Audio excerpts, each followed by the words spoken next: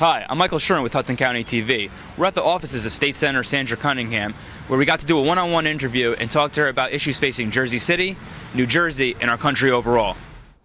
A major proponent of criminal justice reform, Senator Cunningham spoke about her legislative initiatives in the area, including reforming drug-free school zones. Interest in how our criminal justice system works, and in some cases does not work for the community. So since I've been in Trenton, I've tried to do legislation that makes life a little bit fairer, and one of those things, of course, is one bill that I've done, which is lowering the drug zones in urban areas. Actually, it's around the state. It was 1,000 feet. It's now 200 feet.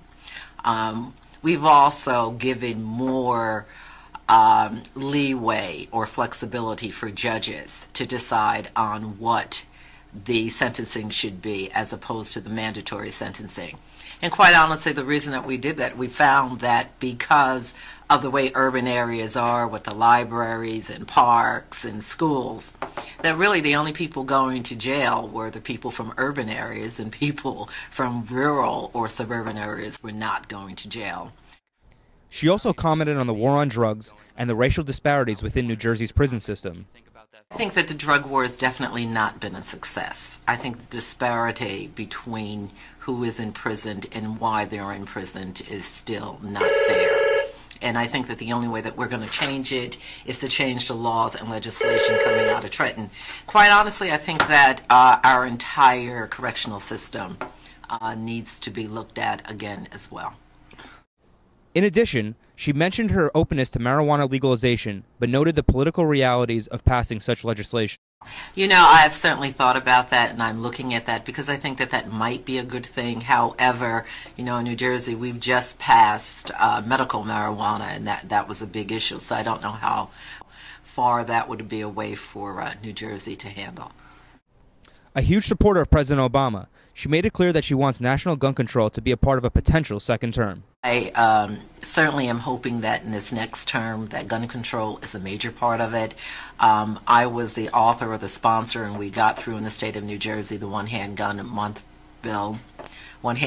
month bill, which is actually the first piece of legislation that I sponsored that went through the Senate and was signed by the governor. I believe that that is the basis of so much of the crime that we're seeing in our urban areas, and I do hope that the president will look at it on a national level as one of his things that he's going to do. She also took on critics of gun control who say it only limits law-abiding citizens' ability to acquire and carry guns. Look at what's happening in our urban areas. We cannot say that some guys are good and we don't have anything to do with what the bad guys are doing. That's them, but it shouldn't bother us. That's just not the way it works.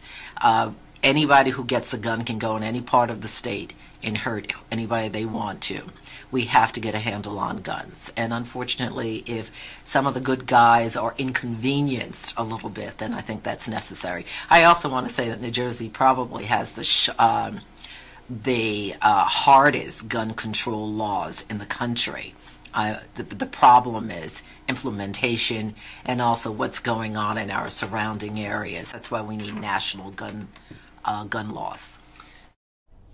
The senator also made it clear that she wanted New Jersey voters to approve a $750 million ballot initiative to fund construction projects at New Jersey's public and private colleges.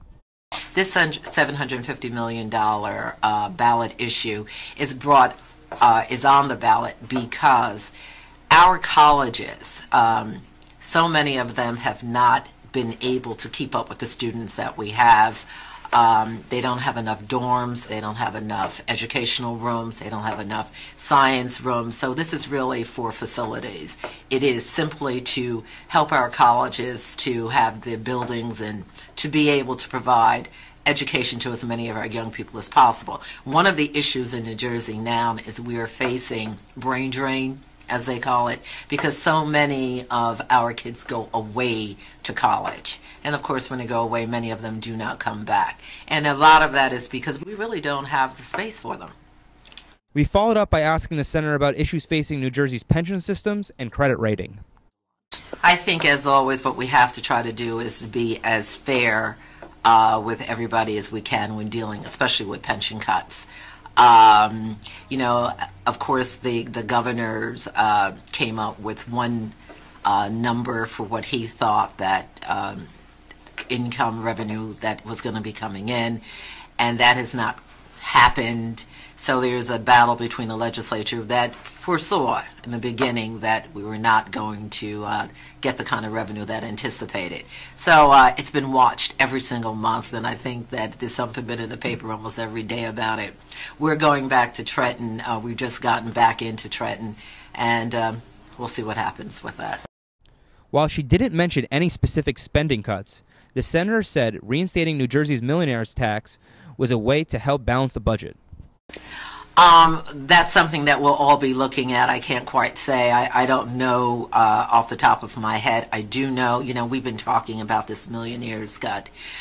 Certainly it will not solve the entire problem, but it would remedy part of the problem. When asked about the upcoming Jersey City mayoral race, the senator let it be known that she's thinking of entering the contest. I am looking at the possibility of entering the race. I won't make a decision until after the presidential. She also commented on the 2013 gubernatorial race and some of the potential Democratic nominees. I certainly think that Mayor Booker getting the race could be a game changer because, you know, he is popular around the country. I think that some of it's going to come down to who can raise the most dollars, and certainly Mayor Booker can do that. There's also a woman who was thinking about running. Senator Bono from Middlesex County is certainly someone who's looking at it, and it's always exciting to see a woman take on the boys.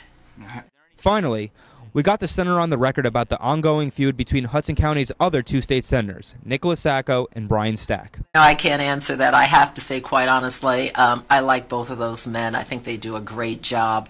They represent their districts very, very well, and we all get along, at least with me.